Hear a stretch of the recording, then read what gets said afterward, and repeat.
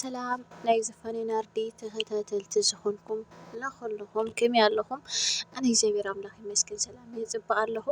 ከምዛነ ሰላም ዘለኽዎ ሰላም ክጅልወለይ ናይ ኩሉ ግዜ ትምኒተይ እዩ። እሺ እምበኣር ሎማዓንቲ ድማ ከምቲ ልሙድ ብሓፂር ቪድዮ መፂአኩም ኣለኹ። ቅድሚያ ላይክ ሸር ሰብስክራይብ እናገበርኩም ነዚ ቻናል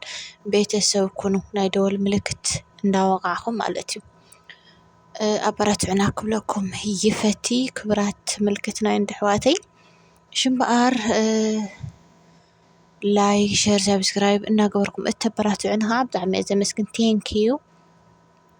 ቪድዮ ንምሕፃር ዝኣክል ናብታ ቪድዮ ከብለኩም እየ ክብራት ኣሕዋተይ። ስለዚ ንዑ ምሳይ ፅንሑ ሌስጎ። ኣብዚ ሓፃር ቪድዮ ወይ ፊልሚ ካብኡ ጨሊፈ እየ ሒዘልኩም ድመፅእ ማለት እዩ። ክብራት ተመልከትና ካብ ናይ ዓለም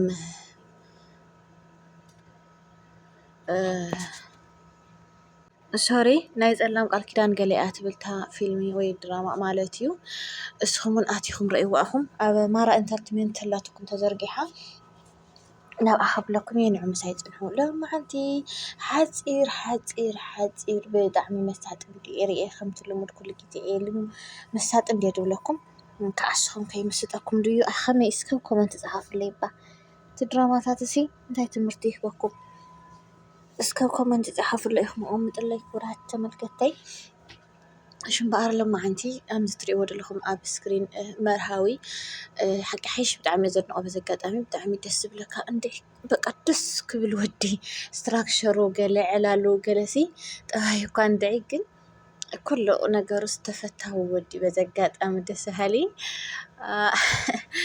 ብዓይኒ ፍቅሪ ድዮም ድብሎ ከምኡታት ኮይን ተራእይኒ ወይ እና ኣብዚ ከምዚ ንሪኦ ዘለና እዚ ምዕሩግ ሓውና ፍቅሪ ሒዝዎ ብፍቅሪ ንብዙሕ ዓመት ፀኒሑ ድፈትወን ደፍቅራን ሓዳር ገይሩ ግን ከዓ ክወልዱ ስለ ብዘይምኽኣሎም ምክንያት ተፋቲሖም እዚ ኣብ ፋሚሊና ዘሎ ሓደ ሓቂ እዩ። ሓዳር ንገብር ንምርዖ እሞ ኣጋጣሚ ናይ ኣምላኽ እንድዩ ኣጋጣሚ 2 ዓመት ወይ 1 ዓመት እንተፀኒሕና ከይወለድና እንታይ ይብል እቲ ፋሚሊ ተፋትሑ ኣብ ካሊእ መክሩ ተፋትሑ እሞ ካሊእ መክሩ እስኻ እውን ካሊእ መኩር ፈትን ማለት እዩ። ካልእ ፈትን ከምዚኣታት ዝዓይነቱ ኣባና ኣሎ። ትክክለኛ ግን ክኾን የብሉን እየ ድብል ኣነ ብናተይ ተቃዋሚት እየ ማለት እዩ። ውልድ ውህበት እግዚኣብሔር እዩ መዓዝ ይህበካ ኣበይ ብኸመይ ከዓ ናይ ኣምላኽ እዩ። ስለዚ ሰብኣየ ክወልድ እንድሕር ዘይክእል ኮይኑሲ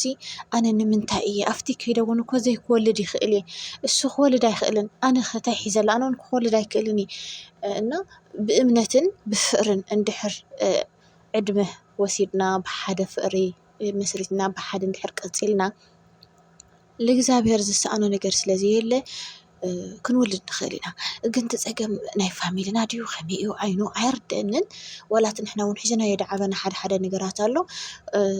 1 ዓመት ተገይራ ሰበይቲ ኣንታ በቕሊ ዲኻ ትቕልብ እንታይ ክትገብረልካ እዚኣ ዘይትወልድ ዘይትዝምት እንታይ እያ እዚኣ ገለ ይብሉ ማለት እዩ። ከምኡታት ነገራት ኣሎ። ንሕና ከዓ ሽርሻር ወይ ታጓል ወይ ትወዲ ወሊድና ክንስዕም ንደሊ ብርግፅ ውሉድ ሃፍትን ድዩ ወሊድና ክንስዕም ንደሊ ኢና ብርግፅ ግን ከዓ ካብ ንፈትዎም ዓቕሊ ጌርካ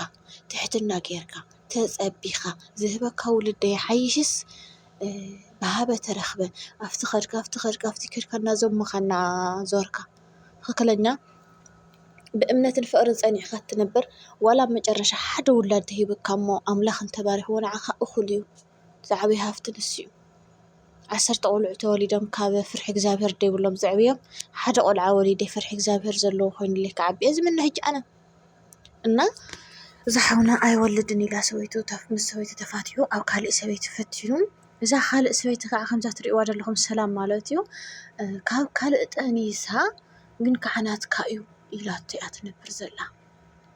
ናይ ሓደ ለይቲ ጌጋ ዝፈፀምናዮ ጥንሲ ኣለኒ ካባኻ እዩ ምስ በለቶ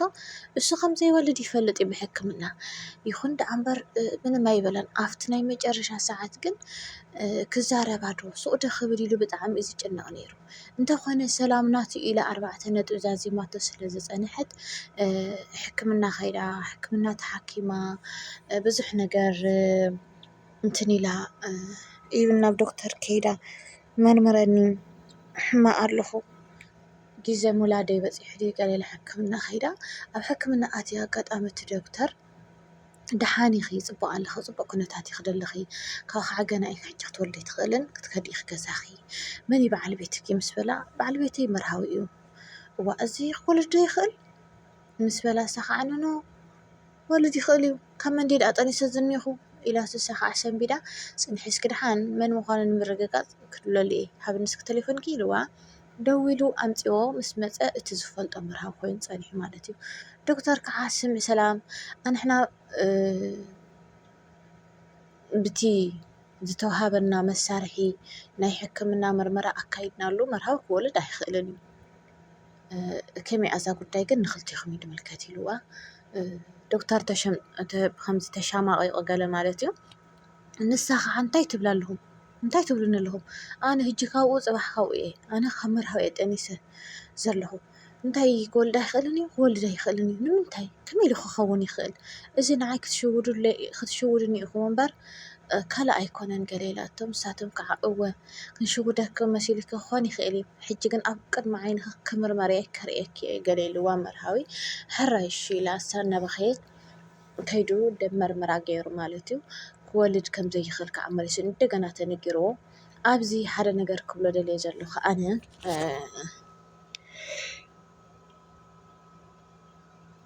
أوه حدا نجر كبلا دليل جلخ أنا بزنتي أخبل لي كورات عواتي حدا سب እጂ ንኣብነት ሰላም ጠኒሳላ ሓቀይ መርሃዊ ኣይትወልድኒ ኢኻ ተባሂለ እየ ኢሉ ብሕክምና ይኹን ብገለ ብሕክምና ኣነሲ እዚ ሕክምናስ ናይ ብሓቂ ግን ኣይተሓዙለይ ደኣ እምበር ጋይስ ሕክምናስ 100% ዝድፈልጥ ኮይኑ ኣይስምዐኒ እዩ ካብ ኣምላኽ ምሕረት ካብ ኣምላኽ ውህበት ካብ ኣምላኽ ሰላም ካብ ኣምላኽ ሓኪም እግዚአብሔር ኮይኑ እዩ ዝስምዐኒ ነው ስለዚ እንድሕር እሳ ካልእ ወዲ ተዘይከይዳ ናብ ካልእ ወዲ እንድሕር ምስ ካልእ ወዲ እንድሕር ዘይደቂሳሲ ካብ መንዳ ኣላ እሞ ጠኒሳ ካብ መርሃዊኣ ክትከውን ትኽእል እቲ ምርመራ ናይ መርሃዊ ፅቡቅ ገይሮም ተዝምርምርዎ ወዲ በለፀ እዩ እየ ዝብል ኣነ ብናተይ ማለት እዩ ተረዲእኹምኒ ፅቡቅ ገይሮም ተዝምርምርዎ ወይ ዝኾነ ጎደሎታት ኣብ ናይ ምርመራ ጎደሎ እዩ ክኾን ትኽእል ደኣ እምበይ እዛ ቆልዓ እዚኣ ናብ ካልእ ወዲ እንተዘይ ዘይራ እቲ ጥንሲ ካብ መርሃዊ ሓሊፉስ ናብ መን እሞ ክኸድ ሓሚቑ ፀቢቑ መርሃዊ ኣቦኡ ኢኖ ስለዚ ኣብ ከምዚ እውን ሕቶ ኣሎ ንኣብነት ብዙሓት ሰባት ኣለና እንታይ ንብል መሲልኩም ክብራት ኣሕዋተይ ሓንሳብ ተመርሚርና ዘይናትና ኮይኑ ተፀኒሑ እቲ ቆልዓ ንቕየር ሕማቕ ነገር ንሓስብ 2-3 ግዜ ፈትኑ ካብ ከዓ ቀዳማይ ነገር ከዓ ኣብ ቅድሚ ሕክምና ኣምላኽ ኣቐድሙ ቅድሚ ሕክምና እዚ ኣምላኽ ኣቐድሙ እግዚኣብሔር ኣፍቶም ሓኻይም ኮይኑ ክሕክመካን ክምርምረካን ድኽእል ፈጣሪ ምዃኑ ከዓ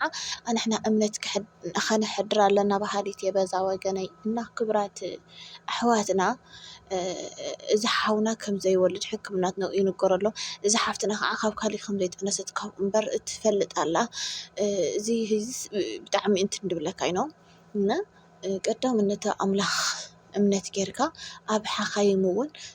ቀይርካ እንተዝምርመር ቦታ ወይ እንታይ ድበሃል መመርመሪ ቀይርካ ወይ ቦታ ተትምርመር ሓሪፍ እየ ዝብል ኣነ ብናተይ ምክንያቱ ንኣምላኽ እንታይ ይሰኣኖ